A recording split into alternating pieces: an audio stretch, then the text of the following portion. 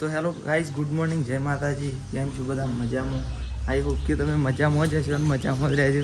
તો આપણે આવી ગયા છું ફુવો આજ તો તમાકુના કોથળા લેવા જઈએ સદીમ બધા. ઓહ ગાઈઝ, અમે મારા ફુવો બે જણા તમાકુના કોથળા લેવા જઈએ છીએ.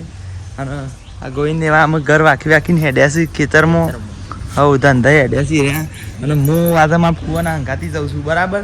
તો તમે બન્યા રહેજો, આપણે ઈકણ જ જવાનું છે અને જેમ જે કરશે એમ તમે બતાવતા રહેશે. બરાબર? તો ગાઈઝ છે ને આપણે વડનગર આવી જાય છીએ અને છે ને મારા ફુવો દોયડી ભૂલી ગયા છે કે એટલે પેલા તો બજારોમાં દોયડી લેવા ગયા છે ને મારે તો બાઇકના પાછળ હોય દોયડી છે એટલે કોઈ વધુ નહીં, કારણ કે કોથળા યાર એકદમ છે ત્યાં લાવવાનું અને રાગ લાવવું પડે એટલા માટે ત્યાં દોયડી લેવા ગયા છે. હું એકદમ ભર્યો છું. આપણે જે ચોકડી રહી ને વડનગર, હજુ આ પાછળ દેખાય ને રેલવે ફાટકથી થોડા આગળ જૂના બસ સ્ટેશન. બરાબર?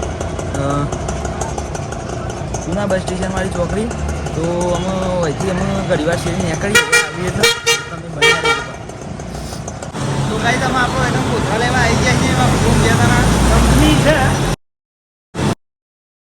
સર કરીને કોઈ કંપની છે એમાં તેઓ પાપડી બને છે થોડા. તો આવી છે ને કોથળા તો લગભગ પેલી બાજુ કંઈક પેલા પડે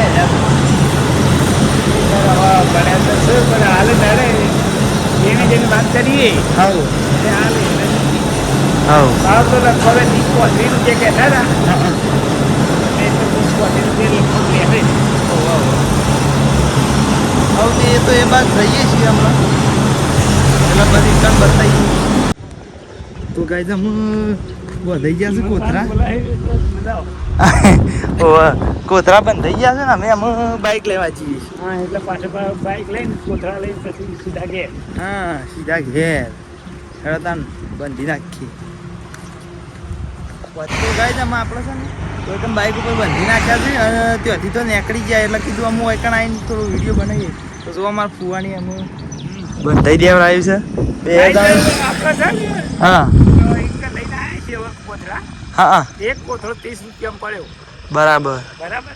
તાન કોથળા લઈને તો નીકળ્યા છીએ જે બિસ્તર ઓહ એવી કપાસની કંપની શંકર ઓહ લાયા.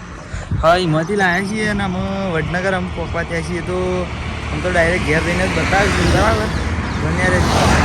તો ગાઈઝ અમે આપણે શાનું હોય કે ઘેર આવી ગયા છીએ અને હવે કોથળા છોડીને મૂકી દીધા છે બાઇક ઉપરથી અને બાઇક હોય મૂકી દીધું છે અને ઘેર આપણે આવી ગયા છીએ લગભગ 11:30 વાગ્યું છે. તે ગાઈઝ મારા મમ્મીને ખેતરમાં આવી ગયો છે ને તે ગવાની રોટલીઓ કરું છું અને શાક ખાનું કરીશ. ખબર છે તમને? નહીં ખબર હોય પણ હું બતાવે આને ખબર પડશે કે હા તાન હેડો બતાવું તને. ઉતારી એવી કણસી તો મને લાય થઈ જાય ને કચ્છું નહીં કરું. તો ગાઈઝ એકાદ ફોન તો કેટલો ઓછું ભાવે યાર. જો ઘી લોડીને બતાવવાનું શાક છે હાલ માટે આપણે ઢોસી કાઢીએ છીએ પછી આપણે ખાવાનું છે. તમારે ખાવાનું છે એવું કીધું કિલોની બટાકાનું શાક. અડધા લોકો ભાવતું હોય ને અડધા લોકો નહીં ભાવે છે. એમાં છોકરો જોતો હોય શું કહેવું પણ ખાવ તો પૈસા શું કરશો તમે? અમે આજે હારી બનાવ્યું એટલે ખાવો જ કે આ એડો તમે બતાવીએ આગળ. તો ગાઈઝ અમે છે ને વધારે પડ્યું છે ને આપણે વૈકણ આવી જાય છીએ. જો અમારા મા બહુ અઘરો લીધો છે અને વૈકણ અમારા ગોવિંદને ખોન પીવડી કાઢ્યો છે અને છે ને અમે મકાઈ લેતા છીએ. મકાઈ વૈકણ આવી દીધી છે. આમાં મમ્મી જો ડિટેલ ચેક કરે છે. હેલો ગાઈઝ કહી દીધું છે. ગોવિંદ તું કહી દે હેલો ગાઈઝ. હેલો ગાઈઝ જોરથી.